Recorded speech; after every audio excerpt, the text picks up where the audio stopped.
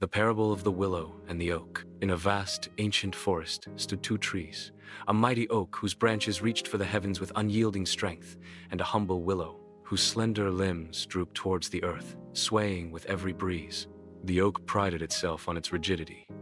"I stand firm against all storms," it would boast. "My roots grip the earth like iron, and my trunk defies the strongest winds. To bend is to break, to yield is to be defeated." The willow, in its quiet wisdom, would simply listen, its leaves rustling softly. It had no such boasts, for it knew its own nature. Its branches were supple, its trunk flexible. One season, a tempest of unprecedented fury descended upon the forest. The winds howled like a hungry beast, tearing at the trees, and the rains lashed down with relentless force. The oak, true to its nature, stood its ground. It braced itself, resisting with every fiber of its being. It fought the wind, pushing back against its immense power. For hours, it held firm, groaning and creaking under the strain. But the wind was relentless, and the oak, in its defiance, finally snapped. Its mighty trunk split with a deafening crack, and it crashed to the forest floor. Its reign ended. The willow, however, did not resist. As the winds raged, it bowed. It bent low, allowing the gust to sweep over its pliant form.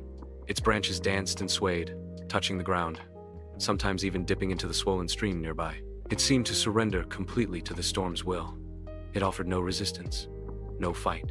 When the tempest finally passed and the sun broke through the clouds, the forest was littered with the broken remnants of many proud trees. But the willow stood tall once more, albeit a little disheveled. Its branches, though tossed and turned, were intact. Its trunk, though it had bent almost to the point of breaking, had not snapped. The other surviving trees, bruised and weary, looked upon the willow with new respect. "How did you survive, humble willow?" asked a young pine. "We fought, and many of us fell." The willow rustled its leaves gently.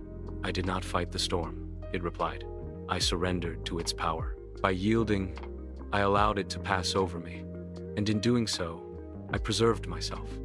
My weakness, my flexibility, became my greatest strength. What seemed like defeat was, in truth, the path to enduring."